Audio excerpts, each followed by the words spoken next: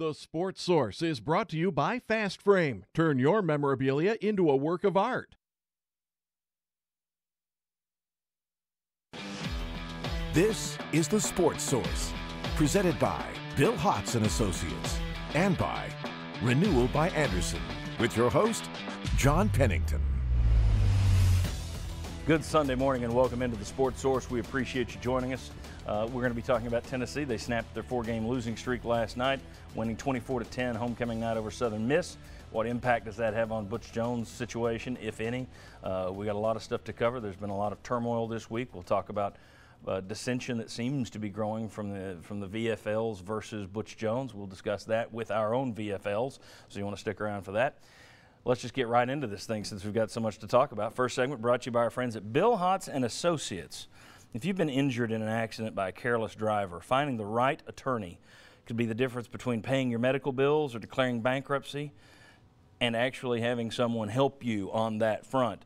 For 30 years, Bill Hotz and Associates have fought and won for the victims in avoidable car accidents. Take down their website right there, Bill Hotz and Associates. All right, I want to welcome in my associates for the first wave today, first segment. We have Ryan Callahan right here, VFL Will Overstreet, Jimmy Himes right there, David Ligon, VFL on the end. We always do headlines to start. Here's our first headline of the day, Survive in Advance. I think there were a lot of people that expected this team to quit on Butch Jones. They still haven't. You saw the team celebrating last night. I mean, you could tell they got a win after a month of losses. They were enjoying it. You had a couple guys doing backflips in the end zone afterwards. Survive in Advance for Butch Jones as well. He will be coaching on the sideline at Missouri. My question then to the panel is, did last night's game have any impact at all on Butch Jones' future in your perspective, in your view?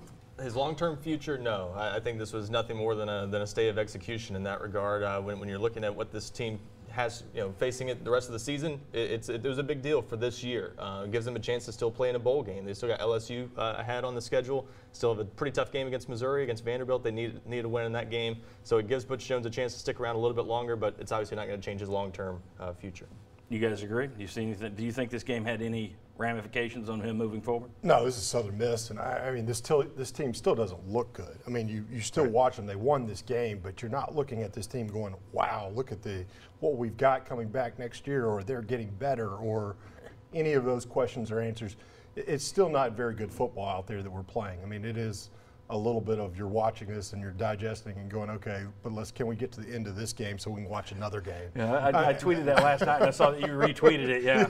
Yeah. So overall, this gets into the next week, but this doesn't do anything more than that. Yep. Yeah, I would agree with that. And watching them play last night is further evidence that I don't think this team can win out playing that way, and with the injuries they've had and so forth. But no, I don't think it changes the status at all. It's just a win to me, not if. I say no. He's definitely probably going to be here for the rest of the year. I mean, short of them just losing every single game from here on out, I think he's probably a placeholder, and until either that or they find the next guy. And there was some talk going into that game that he could be out as soon as the next loss. I wonder if that is really the view. And John Curry's not saying a lot. That's the interesting thing. Everybody in town has sources. Everybody's got sources, some better than others. But right now, I don't know, just speaking of my own issues, I know my guys, but I don't know how close they are with Curry. So you can have sources, but if he's not saying anything, sources might not be as good this time around as they have been in the past. So nobody knows what Curry's thinking, but also, when we'll talk about this in the next segment, will he be watching what happened at Florida when they went to an interim and they went belly up? They quit. Will that play into his role? They were thinking that he could be gone after the next loss. Does that change now and he lasts till the end of the season? I would have thought after Kentucky, you'd lose that one and you'd go. And the fact that didn't happen, I'd figure, well, just leave it. People are still showing up, and I hope they still do. But at that point, it's just, hey, we'll keep the stability until the end of the year. I wonder if what happened against Wyoming back in 2008 played a factor, because right after they fired Fulmer, Tennessee came out where they were terrible against Wyoming. And maybe that was a factor, and he's got Philip Fulmer right there working at the university to discuss some of those things with. That might have had an impact too. Yeah. Let's go to our second. Oh, was somebody else going to? I was just going to say I would agree with Jimmy on that. And I also wondered if anything could speed this up. Could the deals with the VFLs, could that be an issue that maybe speeds this up if it continues to be an issue? And my guess is until they make a move, Just based on past experience, what you see at most of these places is when it looks like it's done, people then pile on. Anyone who's ever been disgruntled for any reason now has a reason to come out and talk about it. True, whether it's true or false, these things come out. So I think you're right. I think it could continue to be more negative. And does that play a role? I think if you're John Currie, everything has to play a role at this point. You're paying attention. Let's go to our second headline. A little Hamlet for you. Slings and arrows. That's the typical Tennessee football player in his full body cast with a little orange balloon at this point. They continue to suffer the slings and arrows of outrageous fortune when it comes to injuries. And I thought of another line. There was a line in Patton where he says, if we're not victorious, let no one come back alive. Well, Tennessee was victorious last night, but you're getting to the point where no one's coming back alive from these games. Guys, I've never seen, I can't remember it, 2 straight years. You got 20 guys, it's actually more than 20 now, that are unavailable to you. You had the same kind of thing last year. You led the nation in terms of the number of starts you lost. Your thoughts, whether that's I can't believe what I'm seeing, whether that's they brought it on themselves, we've got to change your training staff, whatever. Your thoughts, and we'll work it back this way, on this injury run the last 2 seasons, David Ligon? Well, I think it's probably some of both. I mean, I would eliminate the medical staff and the training staff because those people were there when I played. A lot of them were there when Will played. So, I mean, that's not changed. So, what is it? I don't know. The strength and conditioning program, maybe? Is there something there that's causing a lot of these injuries? Is it the number of snaps guys are playing? There are fluke things in there, no doubt about it, but like it's Callaway becoming a pattern. So Callaway's injured. Fluke. It's just a fluke. Your leg does not bend the right way. Yeah. But you've also had, because you had new linemen out there, you got a quarterback who was getting peppered with shots left and right, so that plays a role. Jimmy, your thoughts? I think it's a series of unfortunate events because it's not all the same thing. It may be a blown-out knee. It may be an ankle. Evan Berry hurts his hand. Juwan Jennings breaks his wrist. Josh Smith hurts his ankle. He may be done for the year. It's just so many different things that I can't really pinpoint one thing as to why, and I don't think it's the strength and conditioning staff. I just think they've been incredibly unlucky. Well, we'll say this. If you're playing guys 80 plays, 90 plays, game after game after game, guess what? More times out there, more injuries are likely to happen.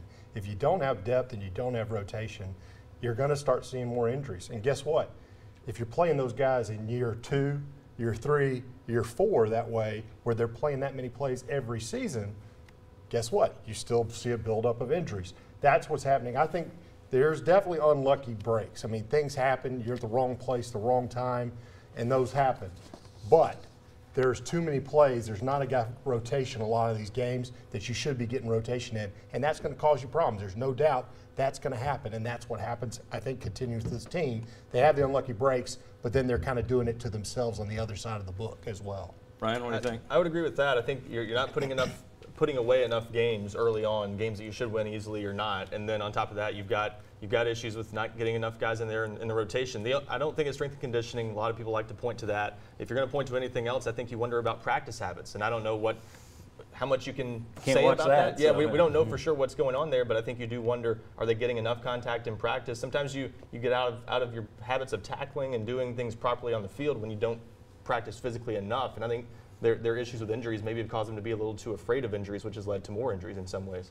If it were strength and conditioning, typically I would say, okay, everyone over there is getting the muscle pulls, or everyone over there is dealing with shoulder injuries, which was a story a couple of years ago.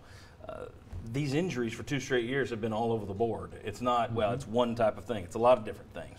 But now that it's 2 years in a row, I do have to ask questions about what's going on. I don't think it's strength and conditioning, but at some point you have to ask questions about that. Now, the trick is you haven't had the same strength and conditioning set up for 2 years in a row. You had one with basically a rudderless ship, and one you bring in a guy who's supposedly good from the NFL, so maybe you're still paying for the sins of last year when you didn't have a good setup. All right, when we come back, we're going to talk about the Florida situation. I mentioned it earlier. Florida went out and stunk it up with an interim coach. Will that play into John Currie's thinking in moving forward? And then also, there was a race last night to rip Butch Jones for burning the red shirt of Will McBride. We'll discuss. Come on back.